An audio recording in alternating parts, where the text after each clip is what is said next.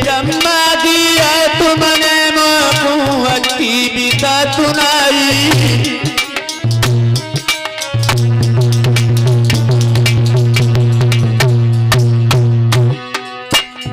महाराज फूल मुरझानों के लिए है लग के तुम्हारी तथा गले जो मेरो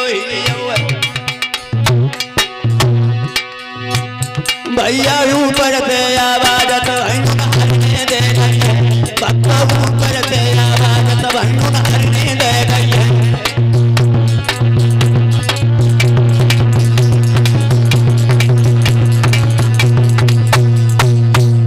चिंता मत करो, तुम्हें पृथ्वी ला करके देंगे। उसी समय विष्णु भगवान विचार करने लगे, पृथ्वी को तो पातालपुरी का राजा हिरण्याक्ष चुरा ले गया। हिरण्याक्ष, अब आप लोग सोचो तो इतनी बड़ी पृथ्वी जो हिरण्याक्ष चुरा ले गया।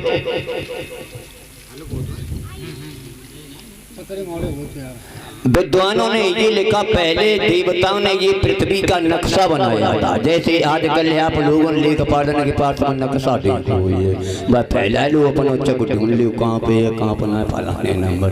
तैसे नक्शा बनाओ, सुबह हिरण्याक्ष चुराए ले गो और सिर के नीचे तकिया बना के रख लो, सोई गो। एक जगह प्रमाण ये इतनी गंदी जगह पर रखी दो कि वहां कोई पहुंचिए ना सके। तो विष्णु भगवान सोचने लगे अब कहा करें का, तो विष्णु भगवान सूकर बन गए, सुगर बन गए और पाताल में जाकर के पहुंचे।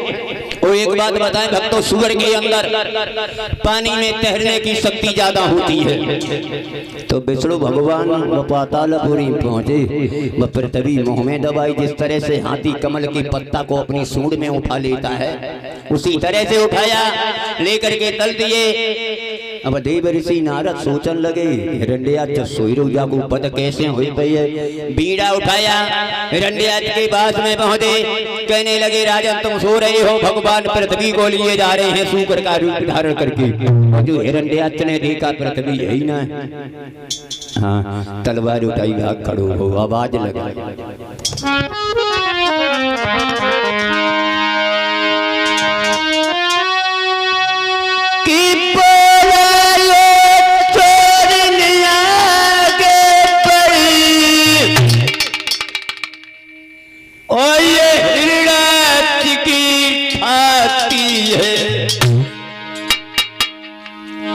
चोरी से भागा चाहता है क्या तुझे शर्म ना आती।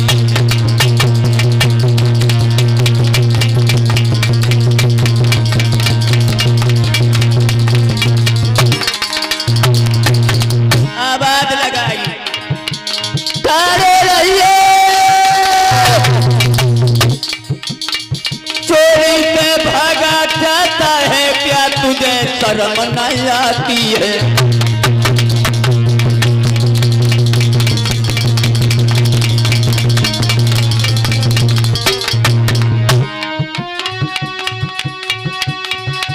तुम्हारी कई बार मेरे पूरी खोपा कद कर डाला है, बस सावधानी तैयार देखो अब हिरण्याक्ष से पाना है।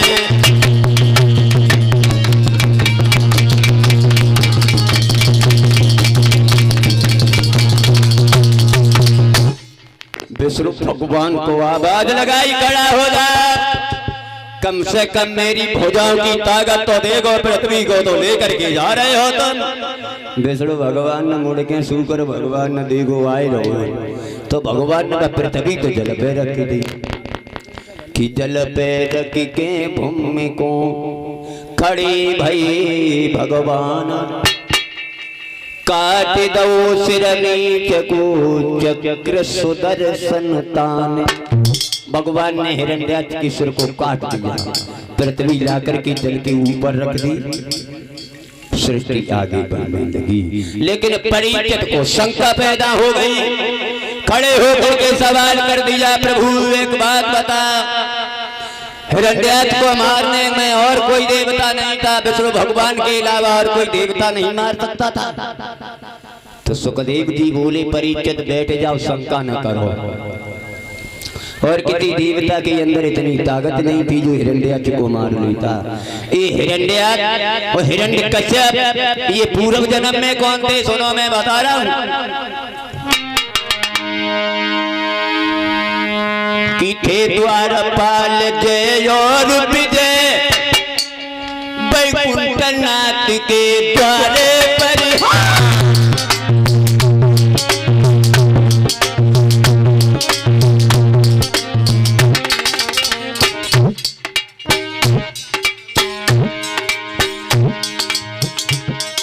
द्वारपाल जय और विजय वैकुंठनाथ के द्वारे पर बेचारी ढोल बजाते थे केवल विष्णु के द्वारे पर।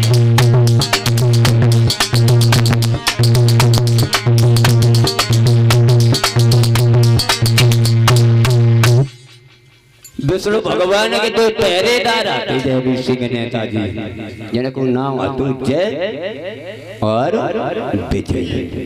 तो ये दोनों पहरेदार द्रौपदी खड़े रहे। नारद जी सनकादिक ऋषि को ले गए। चली बोली द्रौपदी से अलग हटो, मुझे अंदर जाना है, विष्णु भगवान से मिलना है। तो दोनों पहरेदारों ने रास्ता घेर ली। खड़े हो जाओ, हमारे बिना पूछे और इतनी बड़ी हिम्मत जो भगवान से मिलने जा रहे हो।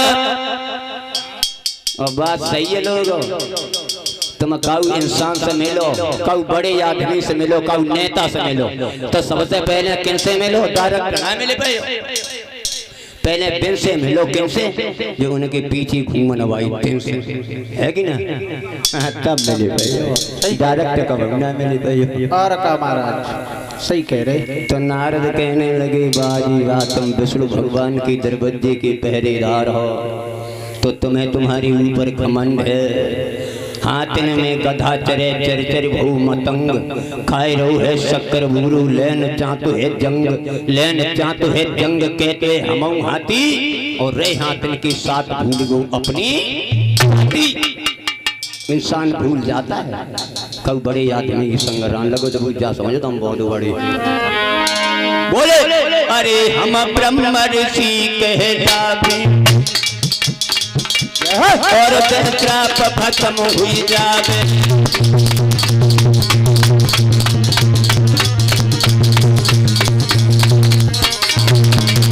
विष्णु भगवान के पहरेदार होते हुए तुम्हें इतना बड़ा गरूर, इतना बड़ा घमंड है। सती ने पीसे क्या किया, जो पीसे सो राण, और संत को जो मांगे सो भाण। सच्चे महात्मा कभी गर्भवती भिक्षा करने नहीं जाते हैं, और पतिव्रता स्त्री कभी दूसरे की चाकी चलाने नहीं जाती है।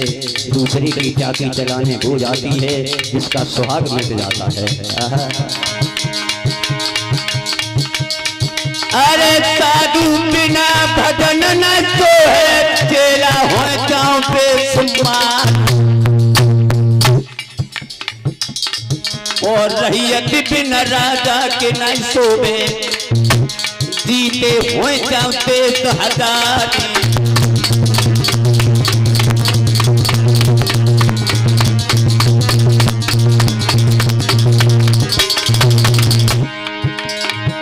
अरुण दुल्हन बिना पिया के न सोवे,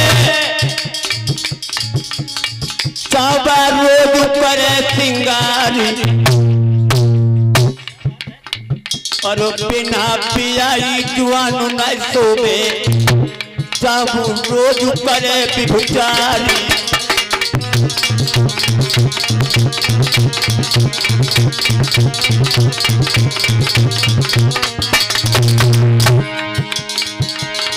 अरुती तक बिना धुपाए न तो है, चांद दुल बिना हो छबितार, और मुख मीठी पड़ी न सोवे, चांद पान चबो सोपारी।